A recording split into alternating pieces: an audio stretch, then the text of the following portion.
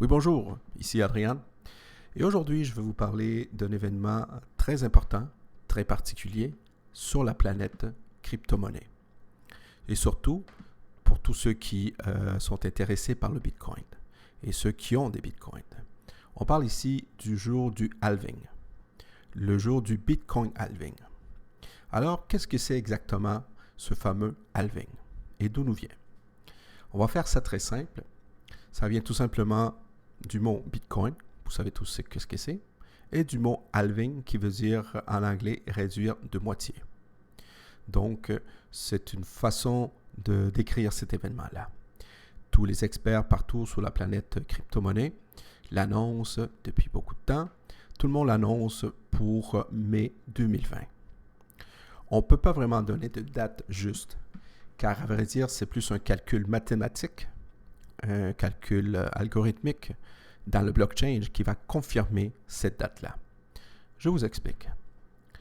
À chaque fois, des nouveaux bitcoins, lorsqu'ils sont issus du système de minage, lorsqu'ils sortent du réseau blockchain, eh bien, ils sortent à chaque 10 minutes en moyenne.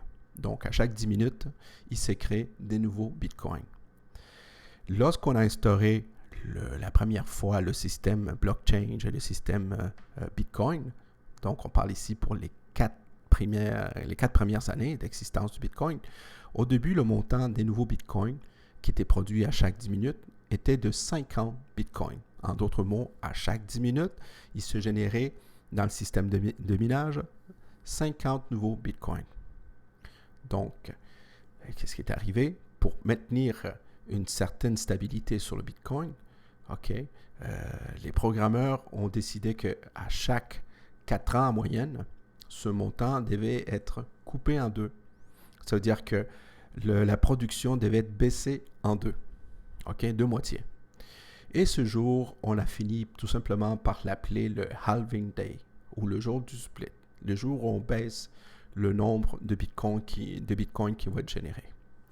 En 2012, donc 4 ans plus tard, le montant des nouveaux bitcoins issus du réseau à chaque 10 minutes était descendu de 50 à 25. En 2016, donc 4 années plus tard, il avait descendu de 25 à 12,5. Et aujourd'hui, en mai 2020, tout le monde s'attend et tout le monde sait que le halving va descendre la production de Bitcoin de 12,5 à 6,25 Bitcoin. Alors, qu'est-ce que tout ça veut dire exactement? Et qu'est-ce que le bloc de halving a rapport avec le Bitcoin? Je vous explique. Le halving, qui est là pour instaurer une stabilité et pour créer et contrôler l'inflation du Bitcoin, le halving descend le montant des Bitcoins qui sont générés par le bloc. Ce qui veut dire que l'offre à un nouveau Bitcoin crée une rareté. Donc, l'offre diminue. Donc, les nouveaux Bitcoins se font de plus en plus rares. En temps normal, selon la loi du marché nous dit que plus l'offre se fait rare, plus l'offre baisse, plus la demande augmente. Ce qui se traduit par quoi? Par une montée des prix. Donc, si le halving qui arrive à chaque 4 ans en moyenne réduit l'offre des nouveaux bitcoins qui sont générés et que la demande reste toujours la même, en général, ça se traduit par quoi? Par une flambée des prix sur les bitcoins, ce qu'on appelle un Bitcoin run. Dans l'image, dans le graphique que je vais vous présenter ici, vous voyez les lignes verticales qui fait vraiment la coupure lorsque la date du halving est arrivée. Vous voyez dans cet historique comment le prix a fait un saut significatif à chaque fois que l'événement du halving est arrivé. Et maintenant, la grosse question. Le halving qui s'en vient, c'est pour quand? Eh bien, la date du halving du Bitcoin se mesure en blocs et non pas en jours. Donc, on ne peut pas vraiment vous donner des jours en calendrier exactement. Mais lorsque je vous dis que tous les halvings qu'on fait se font lorsqu'on a atteint 210 000 blocs. Donc, le halving en 2020 va se produire lorsqu'on va atteindre 630 000 blocs dans le blockchain. Okay? Et le halving en 2024 va se faire 210 de plus. Donc, le halving 2024 va se faire lorsqu'on va avoir atteint 840 000 blocs. Okay? Maintenant, beaucoup de gens se posent la question aussi, mais qu'est-ce qui va passer avec les mineurs, étant donné que les mineurs gagnent leur vie avec la production des nouveaux bitcoins qui arrivent sur le marché? Qu'est-ce qui va arriver avec le halving, étant donné que le bitcoin va se faire de plus en plus rare? Beaucoup de gens disent que peut-être que les mineurs vont arrêter de miner, qu'ils vont arrêter leurs opérations après le halving. À vrai dire, les mineurs sont des petits futés. Moi, je ne m'en fais pas trop pour eux. Ils vont finir par s'ajuster. D'accord? Alors, je vais vous donner ici quelques dates importantes, des dates historiques sur le fameux halving. Le premier halving a eu lieu le 28 novembre 2012. Pour la petite histoire, le bloc de halving a été miné sur un site qu'on appelle Slushpool par quelqu'un qui a utilisé une carte graphique Radeon HD 5800 pour la miner. Qu'est-ce qui est arrivé? C'est que tous les nouveaux bitcoins avant cette date-là, à chaque 10 minutes, il s'est généré 50 bitcoins par bloc. Ça, vous le savez.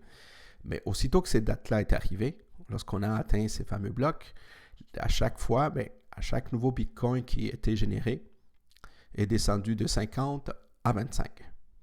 OK? Le prix du bitcoin au jour du halving, OK, en 2012, était de 12,35. 150 jours plus tard, le bitcoin est monté à 127 $. 4 ans plus tard, en 2016, le halving est arrivé le fameux jour du 9 juillet 2016. Donc, avant la date de 9 juillet 2016, chaque nouveau bitcoin qui s'était généré par le bloc, il s'est généré 25 bitcoins par bloc. OK? Après cette date-là, OK, le bloc a généré 12,25 bitcoins par bloc. Donc, il a passé de 25 à 12,5.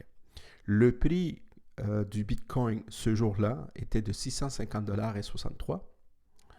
Et 150 jours plus tard, OK, à cause de l'offre et la demande, la valeur du bitcoin est montée à 758,81. Ce qui nous amène à aujourd'hui. Présentement, il se fait 12,5 bitcoins à chaque 10 minutes en moyenne par bloc. Lorsqu'on va atteindre le bloc 630 000, bientôt en mai 2020, okay, le nombre de nouveaux bitcoins va passer de 12,5 à 6,25 par bloc. Qu'est-ce qui va se produire? Bien, évidemment, il va se produire une baisse, okay, une rareté, okay, dans l'offre de bitcoin. Et évidemment, la demande va être encore de plus en plus grande, ce qui risque de faire flamber le prix du bitcoin encore plus. Donc, une chose est sûre, sur la planète crypto aujourd'hui, tout le monde attend l'arrivée du halving. Tous spéculent à qui mieux savoir, peut-être ça va rien changer au prix. Il y en a d'autres qui disent, écoute, il va peut-être avoir une baisse dans le prix. Il y en a même qui disent, écoute, ça va faire encore exploser le bitcoin, comme on l'a déjà vu. Si on se fie au graphique, si on se fie à l'histoire, étant donné qu'il y a une rareté de plus en plus, eh bien, ça risque encore une fois, peut-être, de faire flamber le prix et vraiment faire monter le prix à la hausse. Mais à vrai dire, on peut spéculer de toutes les façons, de tous les côtés. Mais la vraie question, c'est, lorsque cet événement-là va arriver, la vraie question, c'est, avez-vous des bitcoins? Merci d'avoir écouté cette présentation. J'espère que ça a pu vous informer sur ce fameux événement qui est le halving. Et nous, on se revoit très bientôt. Merci.